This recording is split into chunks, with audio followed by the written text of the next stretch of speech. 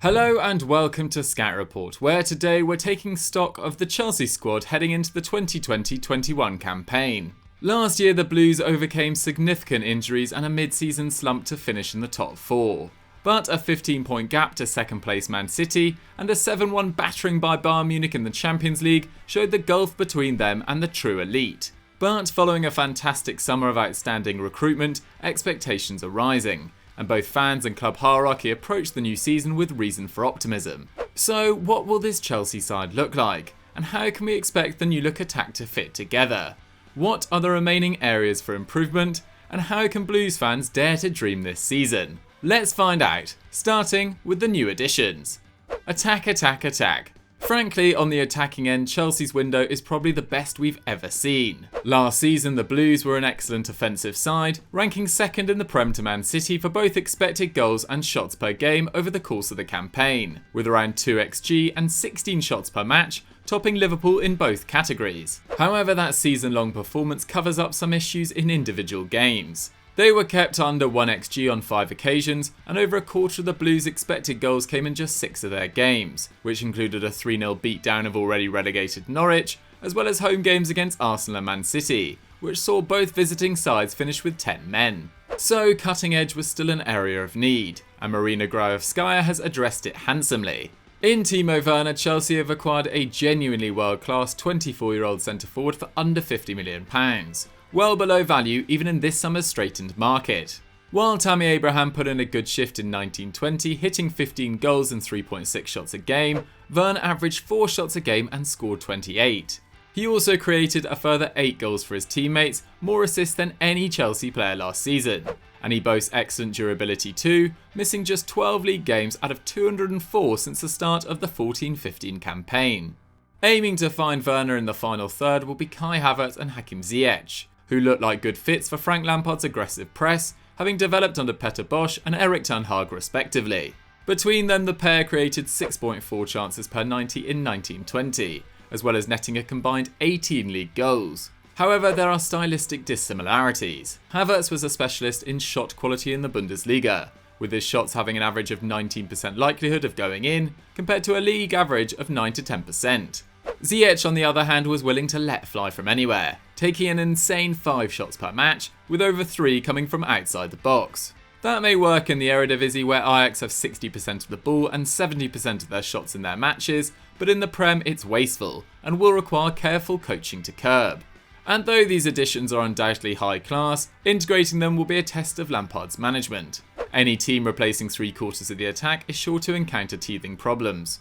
And where Lampard last season was given credit for his trust in youth, despite his increasing reliance on Giroud as the campaign wore on, that get-out-of-jail-free card will not be available after £250 million outlay in the transfer market.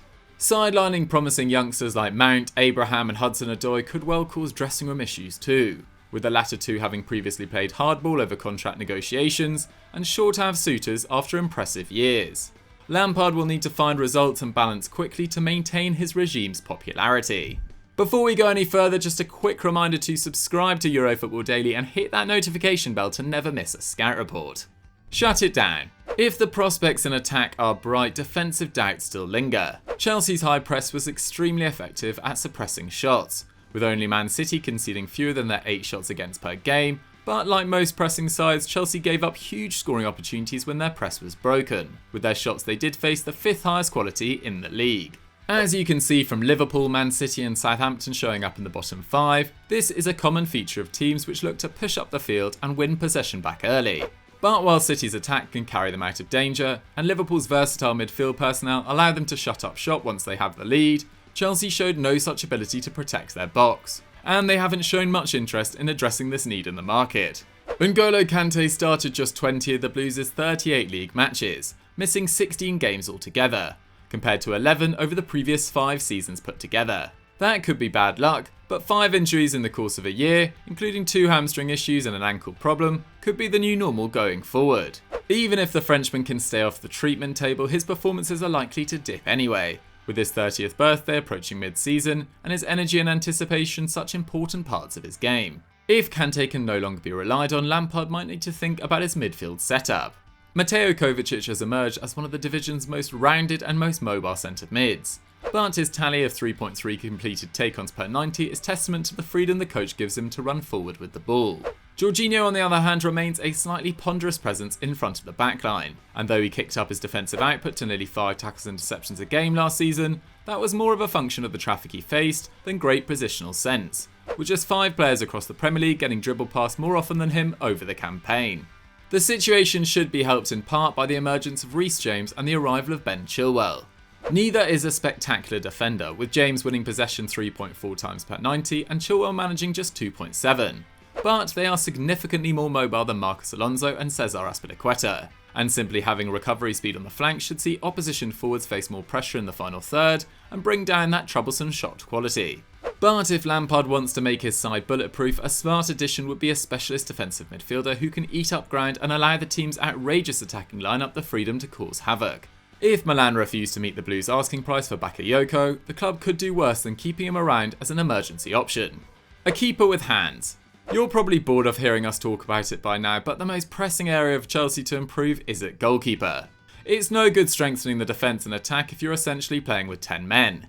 And since he arrived in London, Kepa Arrizabalaga has been a severe handicap for his side, going from a subpar save percentage of 68% in his first season to a jaw-dropping 55% in 2019-20, a full 9% lower than the second worst keeper in the Prem, Jordan Pickford.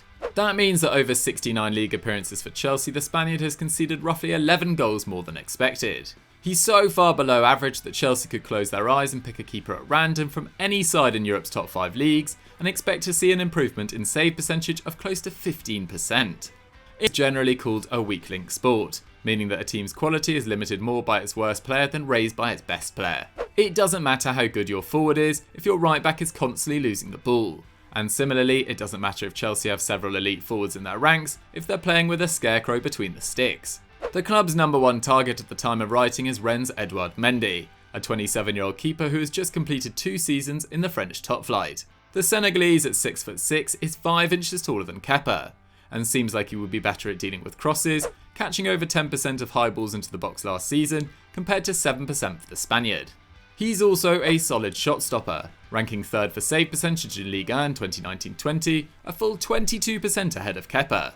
But that might be slightly misleading, as 7 keepers were ahead of Mendy when it came to overperforming versus expected goals, suggesting that a lot of shots on target Rennes conceded were actually quite low quality. Nonetheless, Mendy has saved his team over 6 goals versus XG across the last 2 campaigns and is a good long passer too, finding a teammate with 51% of his punts in 1920, second in France, a full 8% ahead of Kepa. Unfortunately, Rennes know that Chelsea are desperate, and as a consequence their price for Mendy rumoured to be close to £25 million including add-ons. For that money it feels like there should be better and younger options available, but Mendy is unlikely to command a high wage, and all his stats indicate that at worst Chelsea will have a competent, slightly above average stopper on their hands if they can get a deal done, which should be enough to see their goals against tally start to match expectation. Given that the stats had the club as the 3rd best defensive team in the division last year, they could well soar. Still, this spectacular window means there is nowhere to hide for Frank Lampard. With upgrades arriving in almost every position, the team will be expected to compete on multiple fronts, and make significant inroads into the gap between them and the top 2. But Man City and Liverpool both look like 90-point sides going into the 2021 campaign, and if Chelsea are unable to show signs that they too could one day reach those heights, Roman Abramovich may start to wonder if the next position in need of an upgrade is head coach. So guys, that was our scout report on how Chelsea can win the league. What did you guys think of it? And do you think they can actually do it this season, or is 3rd the best they could hope for? Let me know in the comments down below. As I said earlier, don't forget to like the video and subscribe to the channel, and I'll see you next time.